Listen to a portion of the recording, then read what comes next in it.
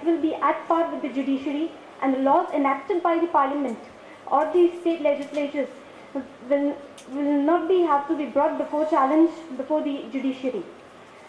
And if the Constitution of India is providing that the President of India is supposed to appoint the judges of the Supreme Court or the High Courts, then the President should also know about the power given to him under the Constitution, and he is supposed to be only in consultation with the Chief Justice of India or the judges.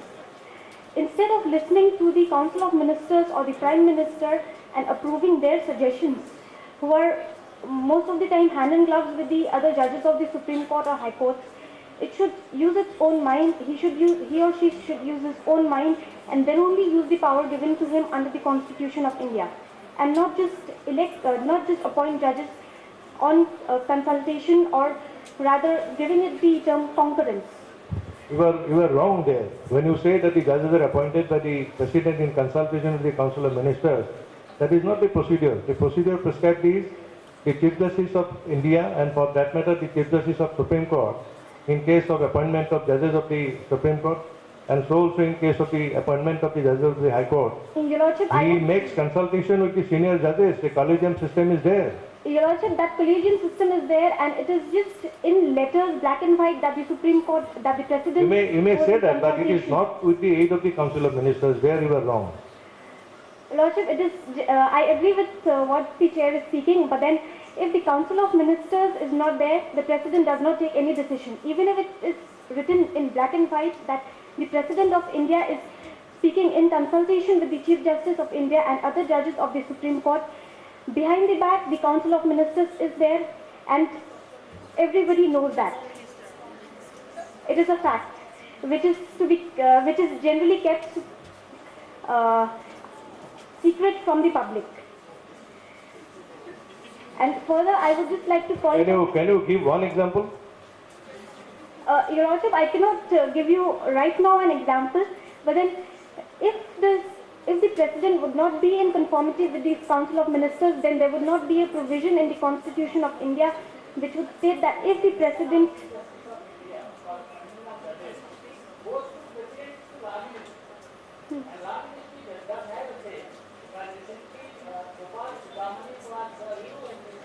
Yes, NJAC judgment. Yes, then what do you want to convey now? The only remedy, in my opinion, is that though right to education has been made a fundamental right, but then if we read Article 21A, it provides that the state government may pass such rules and regulations to provide free and compulsory education to the children in a particular state. Then how does it become a fundamental right? When it is upon the state government to legislate if they have particular means. The day people will be literate and they will have proper knowledge about their rights, they will not take decisions on the basis of money given by the candidates from the small constituencies, and then only the right persons from all states will reach the parliament as MPs, and it is only then that the correct laws will be legislated and it will not be brought before challenge before the judiciary. That is all what I would like to speak. Thank you very much. Thank you very much. Put our attention on the qualifications of the judges. Sir, I want to mention one thing, that being an accused, one cannot become a judge, but being an accused, one can become an MP or an MLA. Sir, the second thing is that one doesn't need any educational qualification to become an MP or an MLA. He doesn't even need to be a 10th pass. But there are some minimum qualifications to become a judge. Sir, the second thing that I would like to highlight is that there are some comments put by some MPs that the judiciary, the apex court, is interfering in the privacy issues of the citizens. In some major cases, and that is some of the marital rape cases, then the consuming beef case, which was I think 1 year back or 6 months back, then the bedroom privacy about watching some videos. So in those cases, some MPs commented that the apex court is interfering in the privacy issues of the citizens.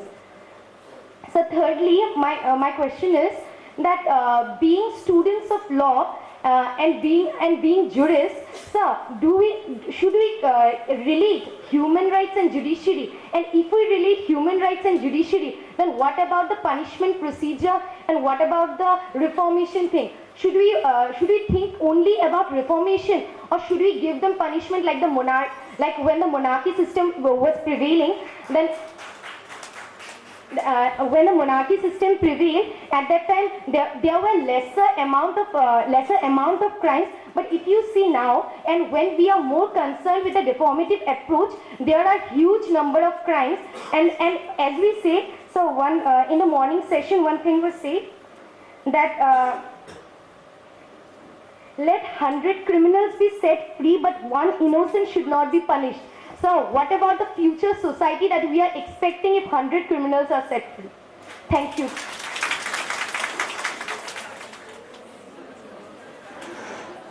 Yes, Dr. Chakraborty. Honorable Justice Sharma, other dignitaries and my students, we have already heard in morning session from Justice Ahmedi. The law is a very serious subject.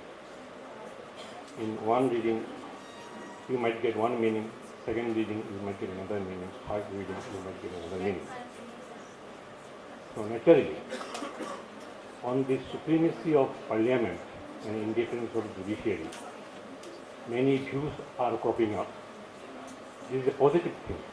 This is a free discussion in this constitution it is given us. We are having a free flow of thought, and through which we ultimately improve ourselves. And when I stand here as a former teacher or so, I don't consider myself to be expert. We are all students. You are the young students, we are some senior students.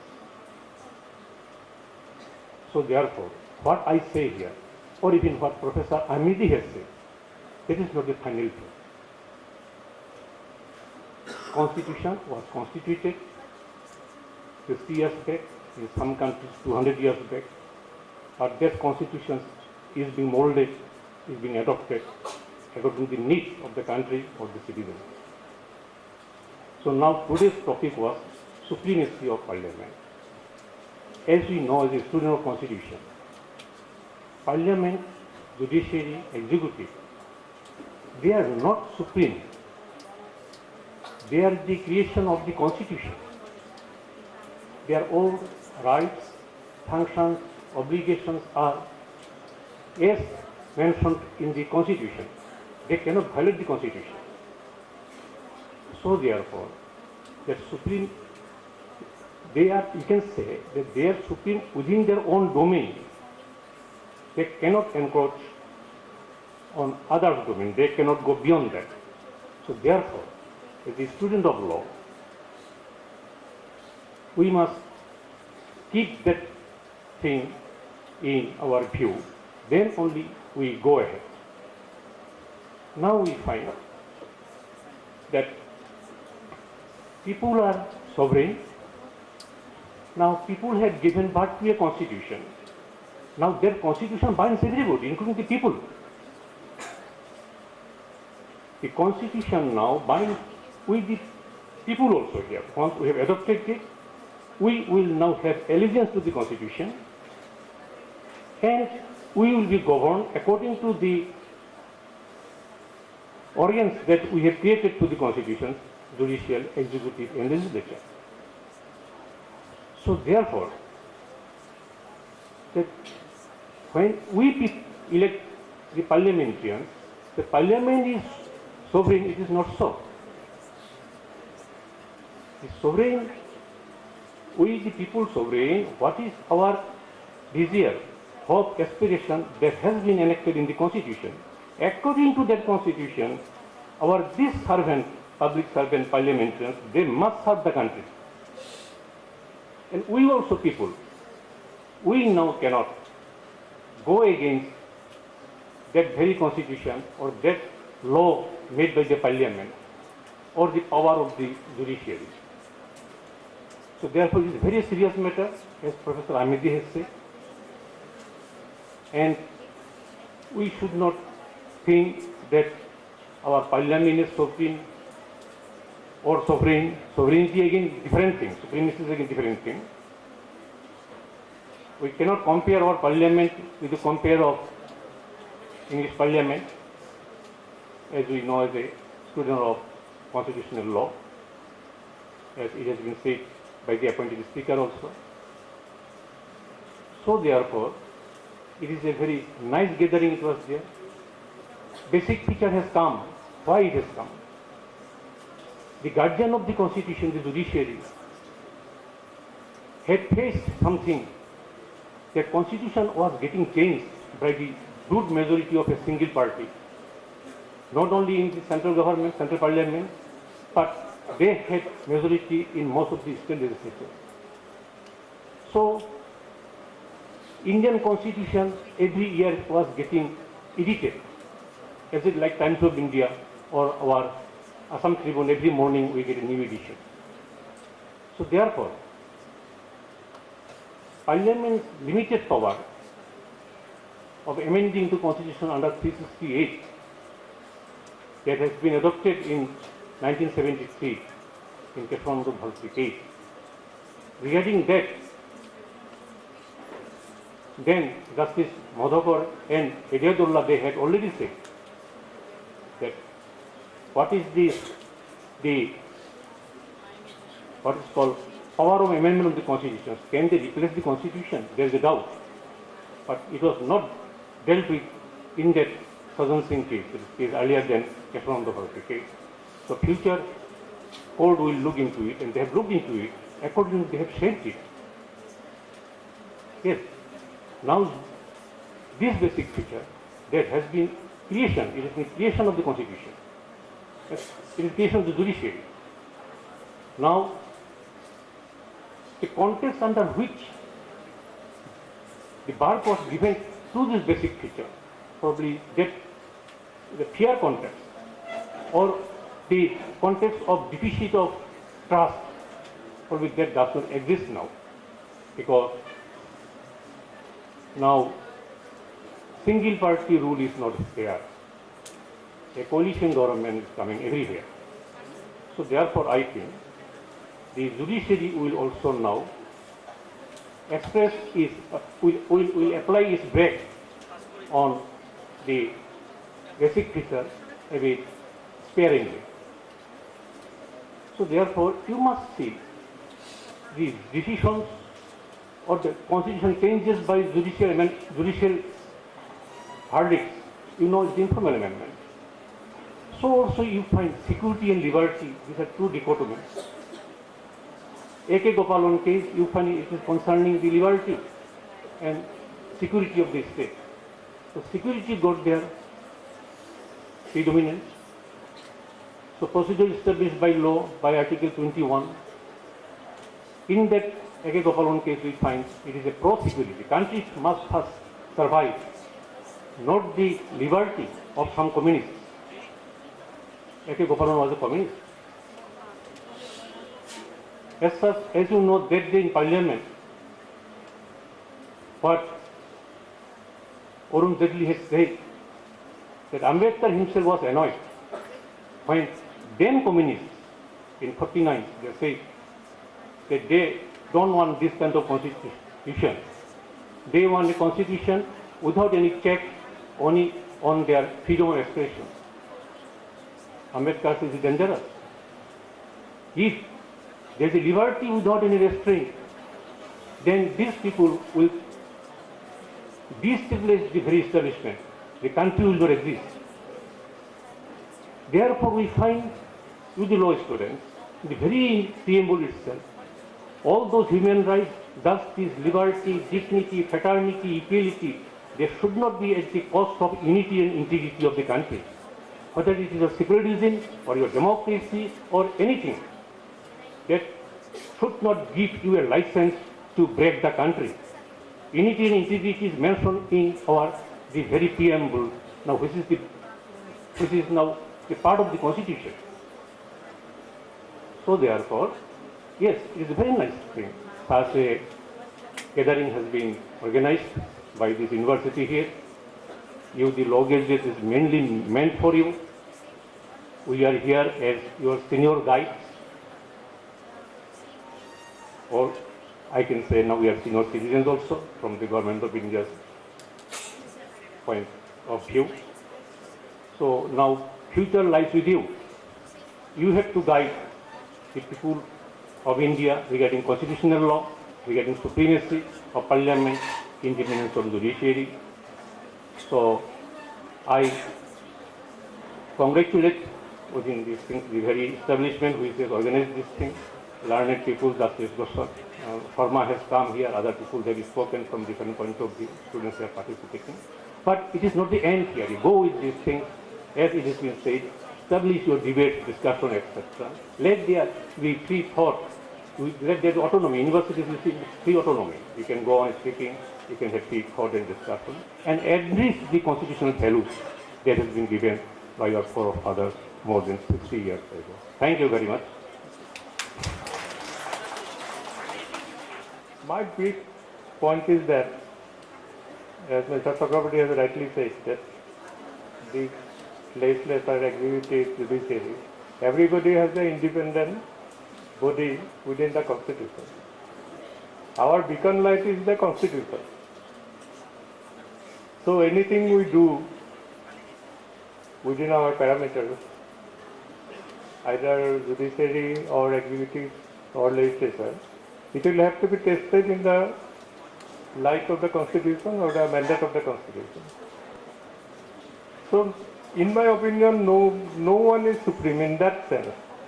Means, do you not think that the judiciary is supreme? We call it Supreme Court. Do you not think that legislature, they are independent, parliament is independent? They independently take decisions. They are free to take decisions. They can independently take decisions without any pressure from anyone. So these are some of the questions which there is no final answer. Everybody will have to respect their counterpart. Suppose selection of judge, with a particular judge, the government may have a problem or a question mark. Should we not, the judiciary, honor that opinion and insist, instead of insisting that he should be appointed because we have nominated him? So if you go through, because of what is Constitution is made for? It is for the good of the people, of the citizen of the people. So every organization, every instrumentality of the Constitution under Constitution will have to honor their own parameters. Now coming to the one of the question put by one of the participants about a crime. You know, every day there are plethora of laws made. Crime is increasing, courts are increasing, judges are increasing. Then there must be something wrong somewhere then.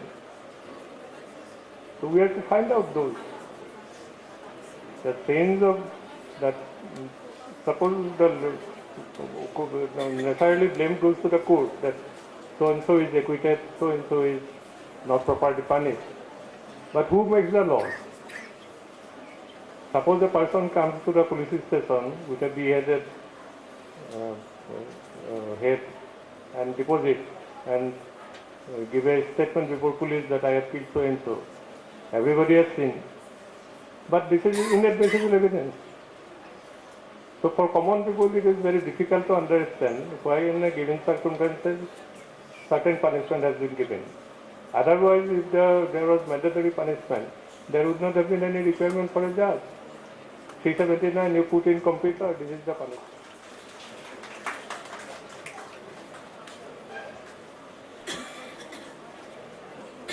Good afternoon, everyone. Sir, I have got a query. First of all, being from Northeast, sir, there is a draconian law prevailing here, the Armed Forces Special Power Act of 1956. Sir, my question is that, sir, regarding this law, what is the role of judiciary? And sir, the only thing, if I remember that after the Melon massacre on 2001, and the Iron Lady of Manipur, Iram Sharmila, has been fasting for more than 15 years.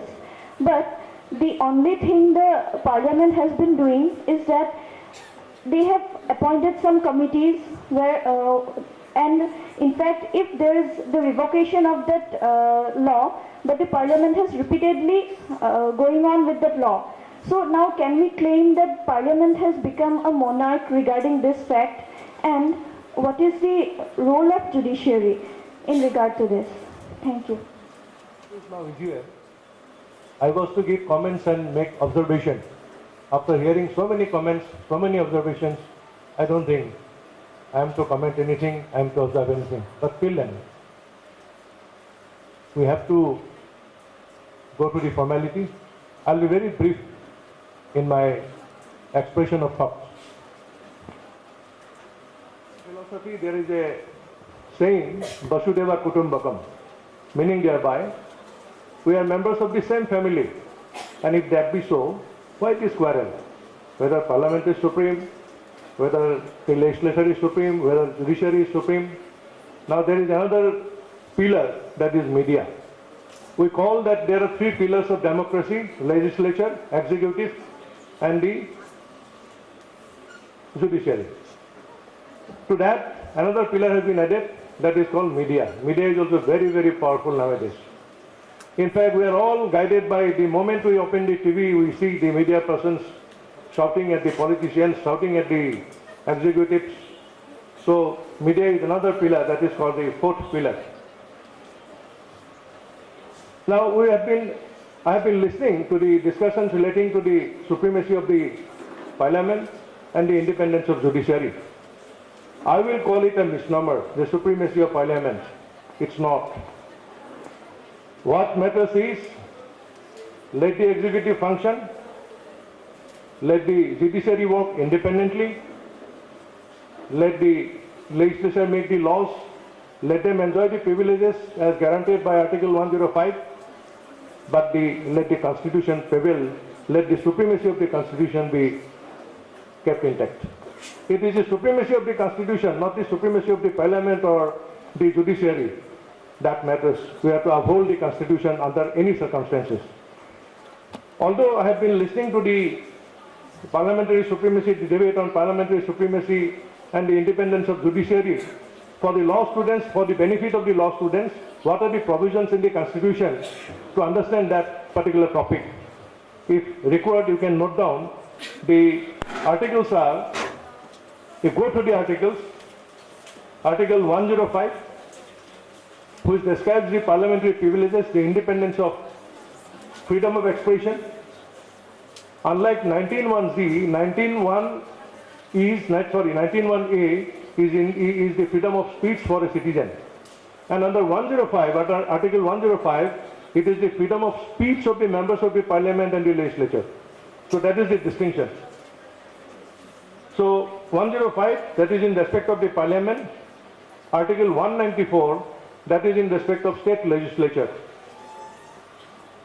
Then you come to Article 118, 121, 122, 208, 211 and 361A. Basically, these are the provisions relating to privilege of the Parliament and the state legislatures.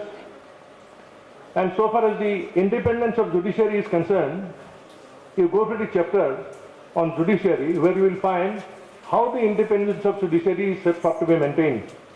Some of the basic features are: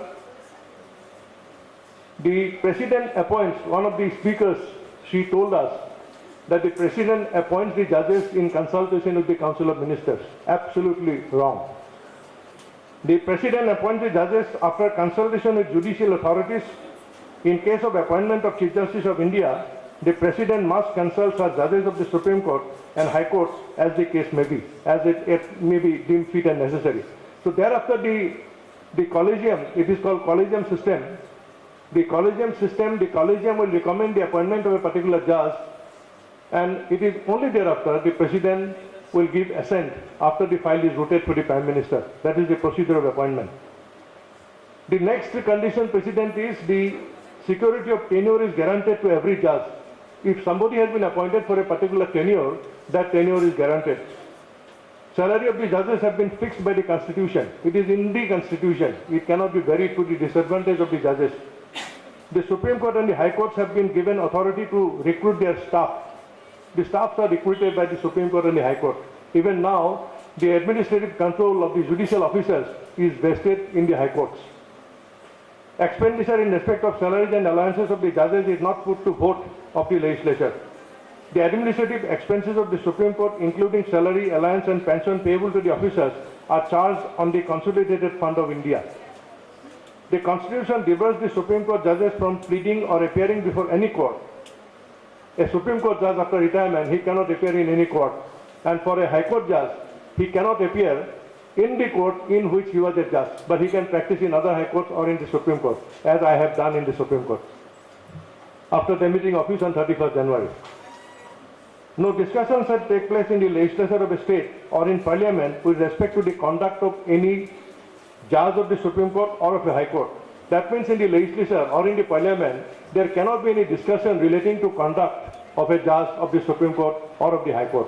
So these are the provisions made to maintain the independence of the judiciary, and so far as the parliamentary privilege is concerned, that are those are enumerated in the articles I have given.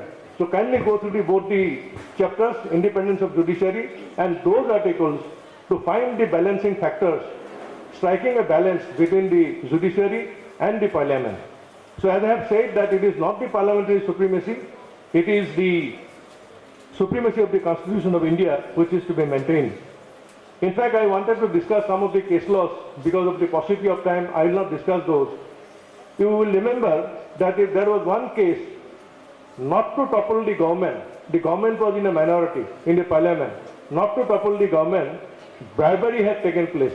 Bribery was given. That is, that reason is the Jharkhand Mukti Morcha case. Jharkhand Mukti Morcha, that you will find reported judgment, that you will find in the Supreme Court cases, that is reported in 1998 4 SCC 6 to 6. 1998 4 SCC 6 to 6. Ultimately, the question that arose claiming parliamentary privilege, whether even if any bribery had taken place, that issue can be avoided. The Supreme Court opined that the member of the parliament who had taken bribe, he enjoys the parliamentary privilege, he is immune from any action. But the person who had offered bribe, he can be prosecuted. He did not vote also, he can be prosecuted under the normal criminal law. Now this is a very serious issue. Suppose a murder takes place inside the parliament. During the pendency, during the proceeding, heated exchanges are there and a murder takes place. Whether he can be proceeded with under the normal criminal law or he can claim immunity as per the parliamentary privileges provided for under Article 105 of the Constitution of India. These are the things to be pondered, and so far as the independence of judiciary is concerned, I have given you at the beginning of this session two cases, one from Arunachal Pradesh, the other one is from Tamil Nadu. The Tamil Nadu decision is of very, very recent origin. On 19th of February 2016, the judgment was delivered. 6 of the members of the assembly were debarred from participation in any proceeding. They were suspended for the rest of the tenure. They challenged it. Just see it. They being at the receiving end, they challenged it going to the Supreme Court. They filed a writ petition under Article 32. Had it been to their advantage, they would have claimed parliamentary privilege, they would have claimed immunity. We are immune. Why should we go to the court? But here, since they have been debarred from participation, they went to the Supreme Court, filed a writ petition under Article 32, claiming the benefits of Article 19(1)(a). Our fundamental right, our freedom of expression has been violated. We wanted to say something.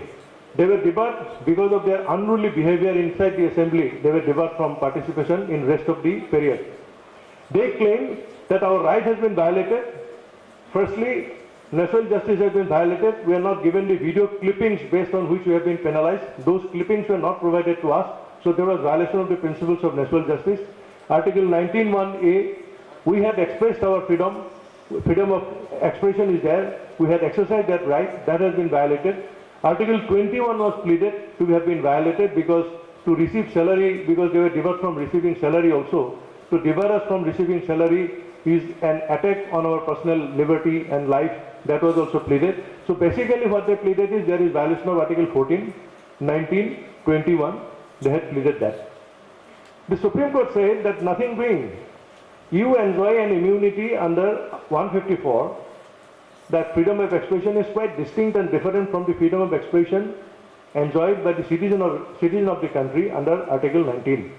Your enjoyment of freedom of expression under 105 is different from that of a 19(1)(a) enjoyed by a citizen of India. So that distinction was made. So far as Article 21 violation was concerned, the Supreme Court said that it is only incidental, you receive salary because you are elected as an MLA, you receive salary, that is only incidental, you cannot claim as a matter of right to get salary. So you cannot claim that there is violation of Article 21.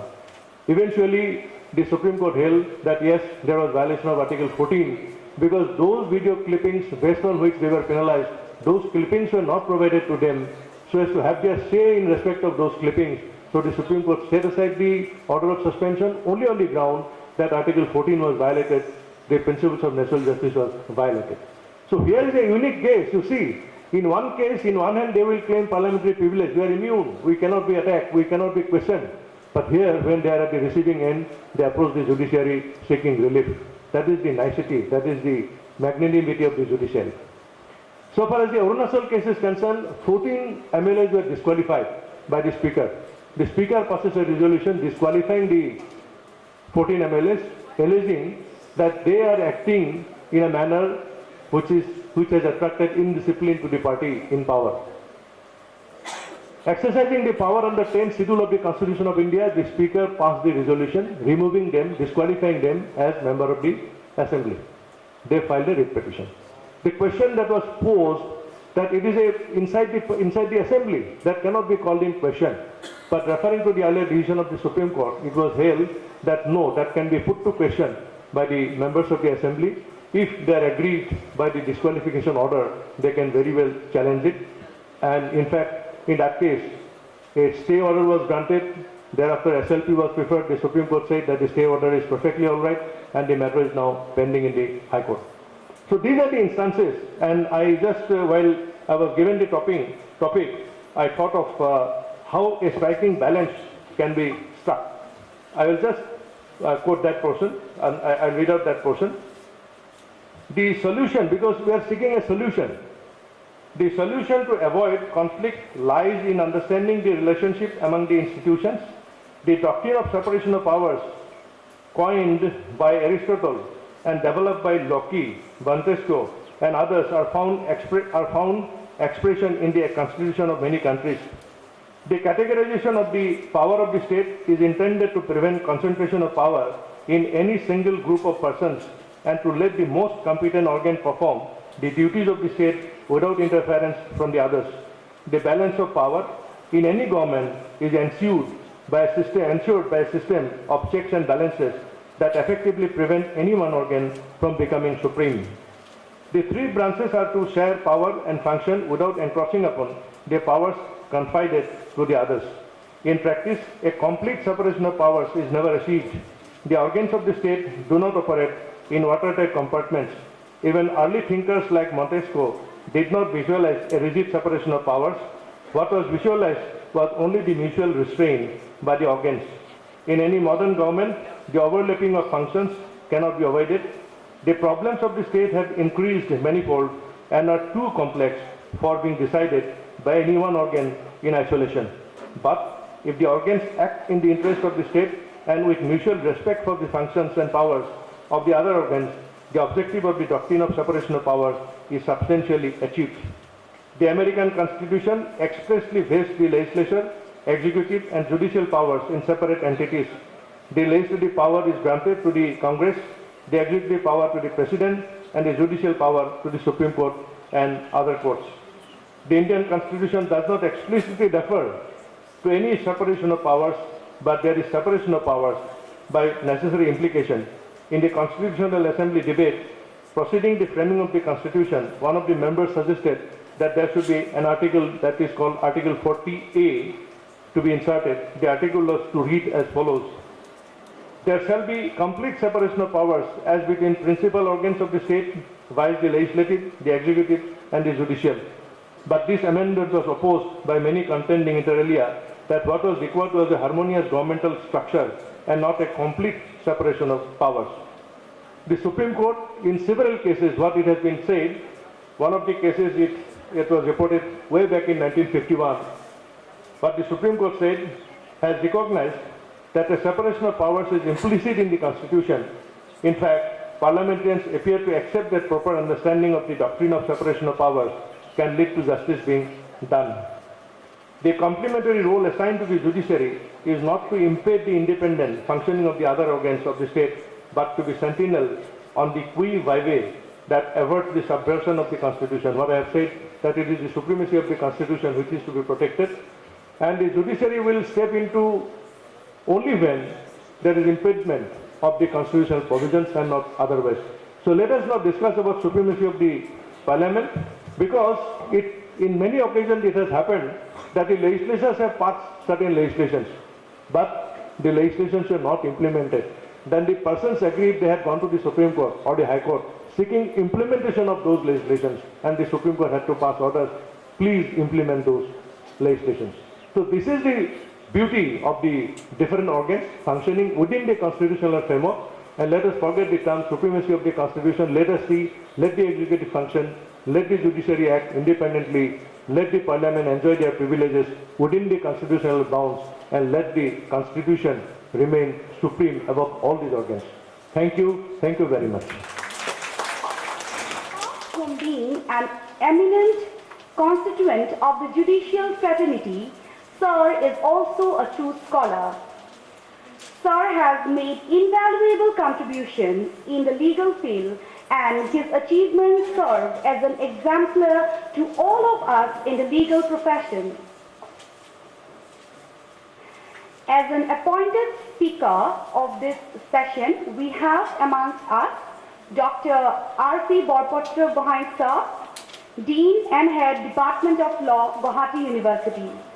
I now request respected Dean, University School of Law and Research, USTM, to kindly felicitate our chairperson of this session, that is Honorable Justice A.C. Upadhyay Sir.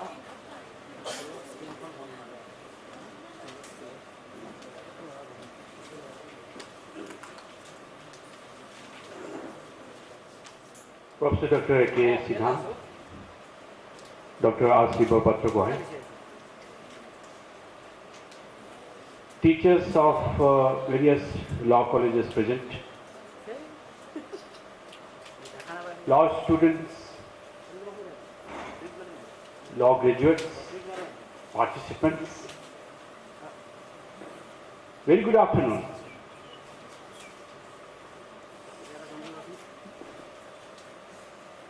The topic of this technical session is prospect of restructuring sentencing pattern in India. As you all know, in India we don't have sentencing guidelines. There is no specific guidelines. Means what? It is at the discretion of the judge to decide what would be the sentence. It may be from 0 to 10 years, it can be anything. Now the judge has to decide. How the judge will decide? The judge will decide on the basis of the information he has, on the basis of the information he has gathered from the case. All these aspects will be discussed. I will first of all like to request Dr. R.C. Borpatra Gohain to dwell on the subject. Thereafter, we will take questions from you. We will have further discussion. And I'll request you one thing, when you put your questions, one after another, not at a time together. Thank you. I now request Archie Borpatra Gohain.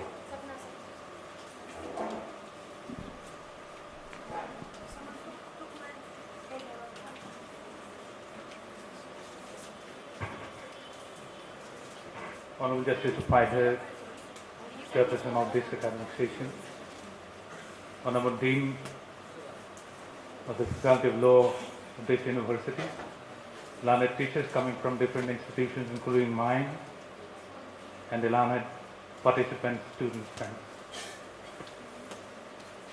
Before going to discuss about the sentencing pattern, first question, as a student of law, it arises in my mind. It has been striking in my mind for decades. Do we have an appropriate law in conformity to the mandate of we the people of India?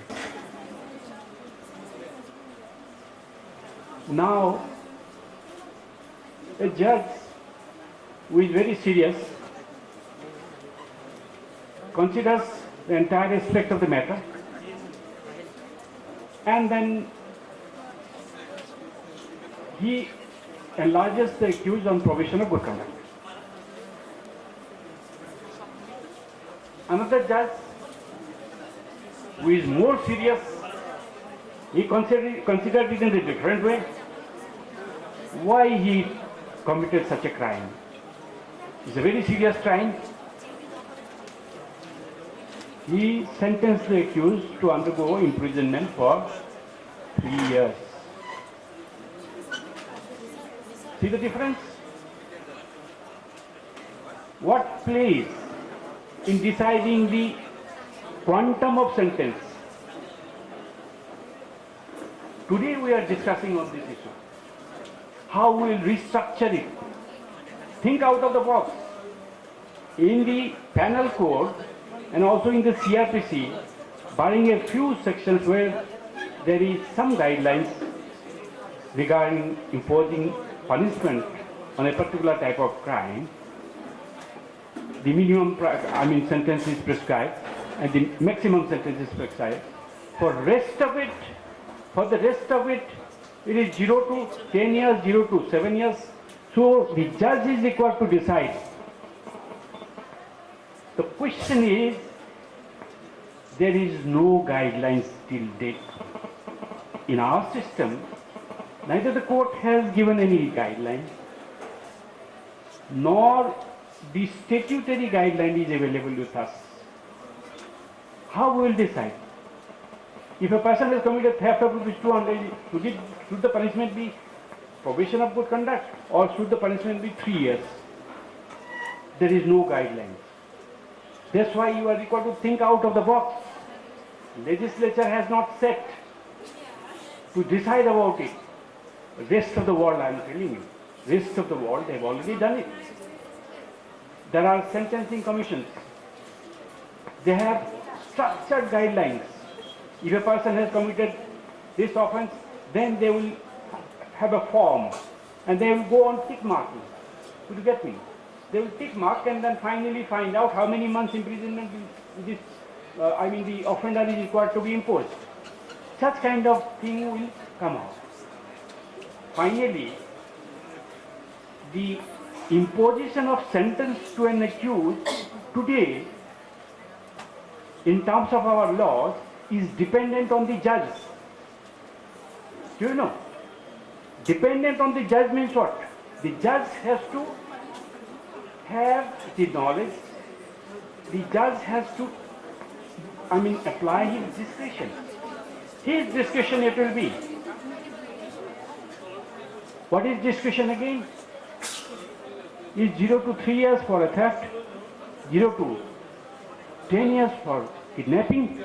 It can be anything. So how a person will apply his discretion? What is the information you would require to apply the discretion? You have to have all the information required to apply his discretion.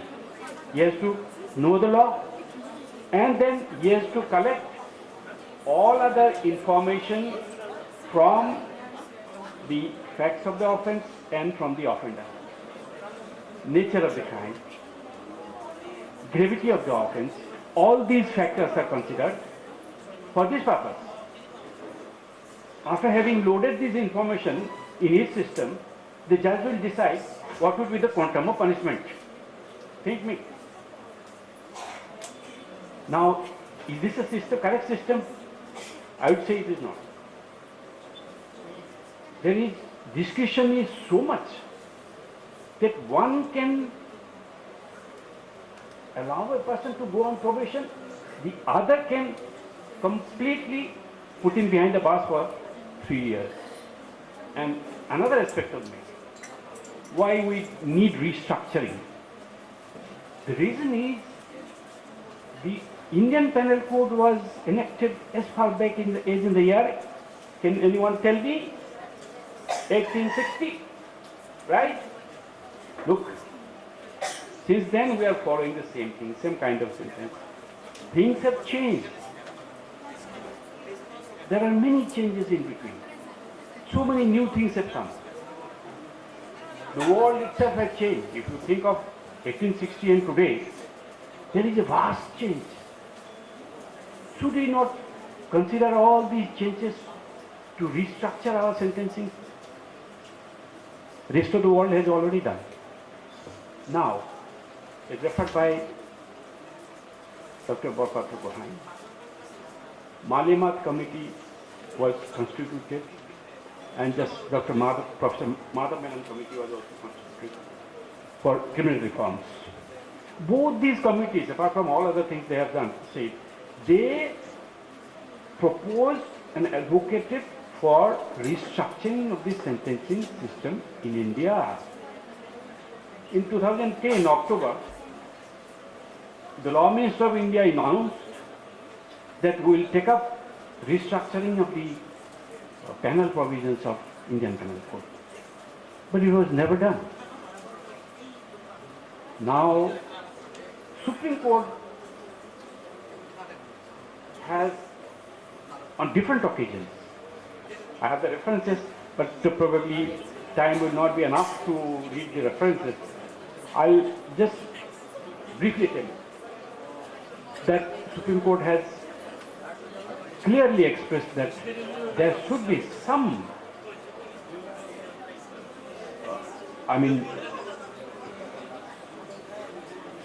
tea is over or the tea is still going on. Anyway, the Supreme Court has observed that there should be restructuring of the sentencing system. Though Supreme Court has, in different cases, in Marchi Singh case and other cases also, referred about the meeting punishment on the basis of mitigating factor and aggravating factor. All right, those aspects are now diluted. Now, unless we have structured pattern of sentencing, it will be difficult to get uniform sentencing in India, in the facts and circumstances. We need to have uniform pattern. For that, we need to have guidelines, sentencing guidelines. That we don't have. Either the courts will have to come forward to give the guidelines, or the legislature will have to sit together and give a guidelines to be followed by the judges in deciding the quantum of sentence to any. This is one aspect of the matter. Dr. Borpatra Gohain was referring to the rights of a person against incrimination, right against incrimination. That's a constitutional right. No person shall be, no accused of any offence shall be compelled to be a witness in his own case. This is a very important right of an accused. I'll just give you a reference of one American case. American Constitution was, enacted as far back as in the year 1791, if I am not wrong. 1787. Yeah. In 1791, this amendment was brought, Fifth Amendment, that said that if an accused is arrested, he is required to be given a warning that you are entitled to a lawyer and you are not supposed to say anything which you do not want. You are not compelled to say anything. These two warnings are required to be given to the accused after he is arrested by the police. Miranda was a boy of 21 years. He was an immigrant. He was arrested for kidnapping and rape. He was taken to the police, and when he was interrogated, he revealed everything. He confessed his crime. But the warning, constitutional right of the person, the warning which was required to be given to him, was not given. Finally, in the year 1966, Miranda versus Arizona, I probably do not have the correct reference, the Supreme Court of America decided that the constitutional right of the accused was violated. He was acquitted. So, in India also, we have got enough safeguard for the accused. When an accused is arrested, he can remain silent. Even if the police records his statement, this statement is not relevant under Section 162. Section 25, 26 of the Evidence Act clearly says that any statement given by the accused before police is not admissible, is not required to be proved. Only if the accused gives a statement in presence of the magistrate, then only such statement will be relevant.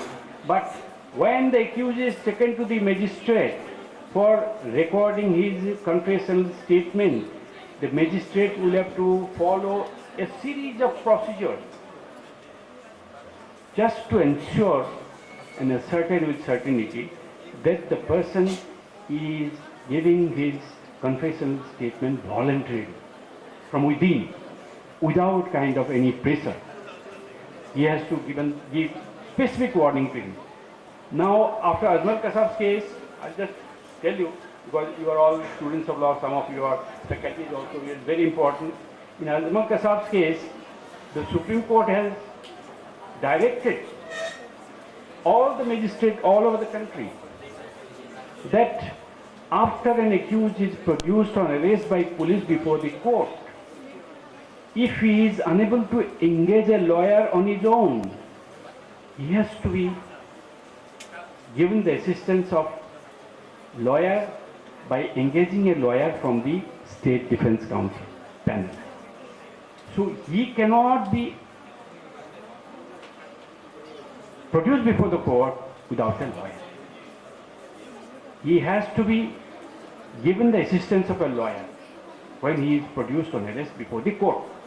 And if the magistrate ever fails, find it, if the magistrate fails to do so, he can be proceeded against departmentally by the High Court for such a failure. So the magistrate has to ensure with all certainty that yes, the lawyer is engaged on behalf of the accused who has appeared, who was produced in the court without the assistance of a lawyer. So much of it. Now we will take questions from you. Because it's already high time. If I go on saying, then we know into this.